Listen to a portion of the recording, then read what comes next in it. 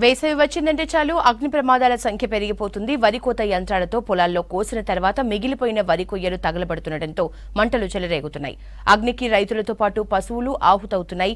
ఇలాంటి ప్రమాదాలు కరీంనగర్ ఉమ్మడి జిల్లా వ్యాప్తంగా గత కొన్నేళ్లుగా లెక్కకు మించి జరుగుతున్నాయి.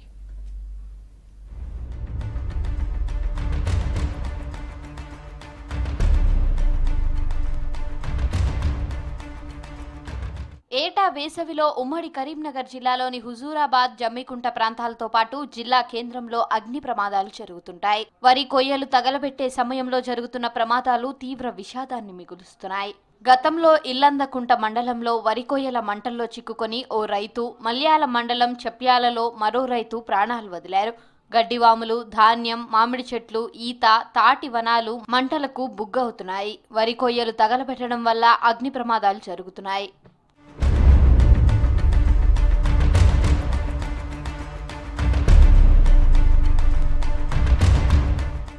వరి పైరు కోసిన తర్వాత మిగిలిన వరి కొయ్యలకు, చెత్తకు రైతులు నిప్పు పెట్టడం పెను ప్రమాదాలకు దారితీస్తున్నాయి. వ్యవసాయ అధికారులు వద్దని హెచ్చరించినా రైతులు ఆగడం లేదు. తమ పొలాలకు నిప్పు పెట్టడంతో అది కాస్త పక్కనున్న పొలాలకు, తోటలకు వ్యాపించి ఆస్తి, ప్రాణ నష్టం జరిగే ప్రమాదాలు ఏర్పడుతున్నాయి. జగిత్యాల జిల్లా కోరుట్ల నియోజకవర్గంలోని గ్రామాల్లో ఈ మధ్య తరచూ వరి పొలాల్లో పెట్టిన మంటల వల్ల గీత కార్మికుల జీవనాధారమైన ఈత, తాటి చెట్లు కాలి బూడిదైపోయాయి. కొందరి రైతుల వ్యవసాయ బావులకు అమర్చిన మోటార్లు, వాటి వైర్లు, నీరు పారించడానికి అమర్చుకున్న ప్లాస్టిక్ పైపులు కాలిపోయి నష్టం ఏర్పడింది.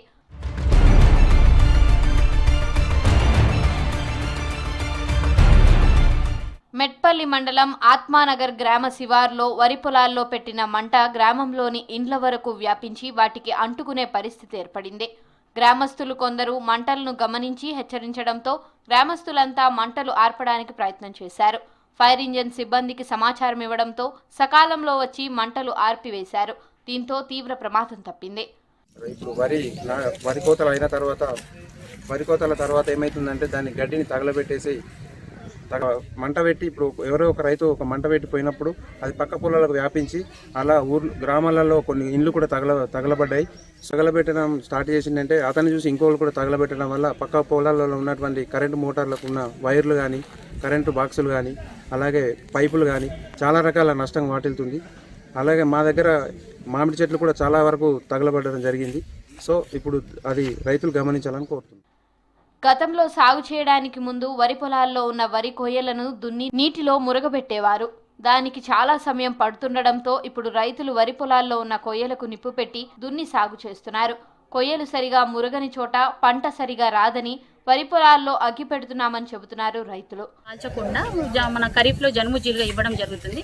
దాంతోపాటు దీన్ని కూడా మురగబెట్టేస్తే భూమికి కావాల్సిన సారవంతం అన్నది వచ్చేస్తుంది. మొక్కకు కావాల్సిన పోషకాలన్నీ కూడా లభించడం జరుగుతున్నది. ఈ రకంగా మేము రైతులకు అవగాహన కలిగిస్తున్నాం. కానీ కొన్ని చోట్లల్లో రైతులు అవగాహన కల్పించినాక కూడా కాల్చి వేయడం జరుగుతుంది. ఇలా చేయకుండా భూమిని మన గడ్డిని అందులోనే మురగబెట్టే ప్రయత్నం చేస్తే బాగుంటుందని రైతులకు విజ్ఞప్తి చేస్తున్నాం. వరి పొలాల్లో కొయ్యలకు అగ్గి పెట్టడం వలన భూసారం తగ్గిపోవడంతో పాటు భూమిలో సహజంగా ఉండే మంచి బ్యాక్టీరియా చనిపోయి పంట నష్టం జరుగుతుందంటున్నారు వ్యవసాయ శాఖ అధికారులు. పొగతో కాలుష్యం ఏర్పడి శ్వాసకోశ సంబంధిత వ్యాధులు వస్తాయంటున్నారు. రైతులకు జిలుగు విత్తనాలను సరఫరా చేస్తున్నామని, వరి పొలాల్లో జిలుగుతో పాటు వరి కొయ్యలను మురగబెడితే మంచి పంటలు పండుతాయని చెబుతున్నారు. మోటార్లు చాలు చేసి చాలా మంది బిందెలతో నీళ్లు పోసి ఆర్పడం జరిగింది.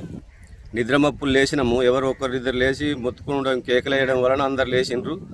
ఆ పండుకొని ఉంటే మాత్రం చాలా నష్టం జరిగేది గ్రామానికి. ఇవాళ ఎట్లా అవుతుండే, ఎట్టి పరిస్థితుల్లో ఎక్కడ ఉంటుండే, ఉండటానికి ఇల్లు లేకుండా అవుతుండే. ఒక్కొక్కరికి పొలాలు కోసిన వెంటనే గడ్డిని కాల్చకుండా ముందే నీళ్ళేసి దున్ని పెట్టుకుంటే బాగుంటుండే. ఈ వ్యవసాయ అధికారుల మోటివేషన్ బాగా తక్కువ ఉంది. పంటలు కోస్తున్నారు, పంటలు ఎలా వేస్తున్నారు, ఏం చేస్తున్నారు అనేది తక్కువ ఉంది. దయచేసి వ్యవసాయ అధికారులు గ్రామ పక్కలో కానీ లేకపోతే అందరినీ అప్రమత్తం చేసి దున్నిపిచ్చి జీలుగులు సకాలంలో ఇస్తే వాళ్ళు కూడా తొందరగా రైతులు ముందడికి వస్తారు. ప్రమాదాలు జరుగుతాయని తెలిసి రైతులు వరి కొయ్యను కాల్చడం సరికాదంటున్నారు వ్యవసాయ శాఖ అధికారులు.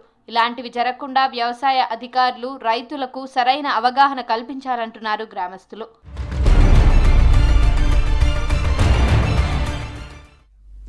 హరితహారానికి స్థలాల కొరత వేధిస్తోంది. 6వ విడత హరితహారంలో భాగంగా ఈసారి కరీంనగర్ జిల్లాలో 43 లక్షల మొక్కలు నాటాలని లక్ష్యంగా నిర్ణయించినప్పటికీ ఎక్కడ నాటాలి అన్నది పెద్ద సమస్యగా మారింది. ఇందుకోసం స్థలాల్ని అన్వేషించే పనిలో పడ్డారు అధికారులు. మరోవైపు నాటి మొక్కలు పెరిగేలా చూసేందుకు ఈసారి పగడ్బందీ చర్యలు చేపడుతున్నారు.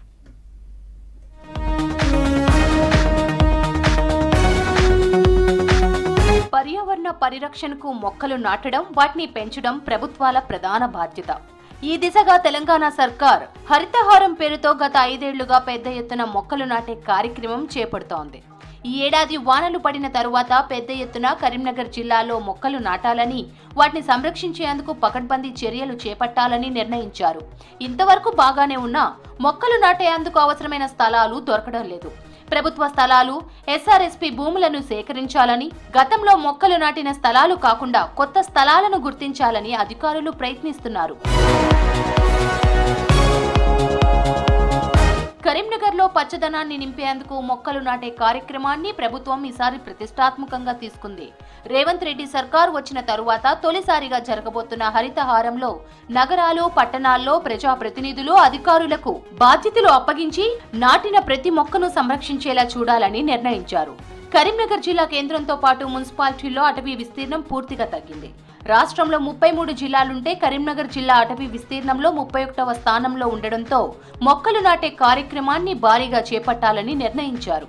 గతంలో చాలా వరకు మొక్కలు నాటినా వాటిలో చాలా వరకు ఎండిపోయాయి. ఈసారి జిల్లాలో దాదాపు సుమారు 30 లక్షల మొక్కలు నాటించాలని లక్ష్యంగా నిర్ణయించారు. ఏటా జులైలో మొక్కలు నాటే కార్యక్రమం తీసుకుంటారు.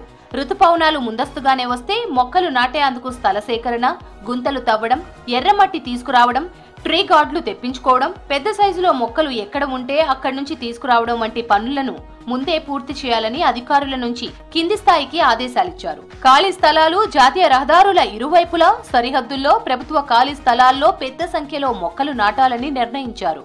ఇళ్లల్లో పండ్లు, పూల మొక్కలు, ఇతరత్రా చెట్లను పంపిణీ చేయనున్నారు. 30 లక్షల మొక్కలు ఎక్కడ నాటాలనేది సమస్యగా మారింది. వీధుల్లో డ్రైన్ టు డ్రైన్ సీసీ రోడ్లు, తార్ రోడ్లు ఉండడంతో మొక్కలు నాటే పరిస్థితి లేదు.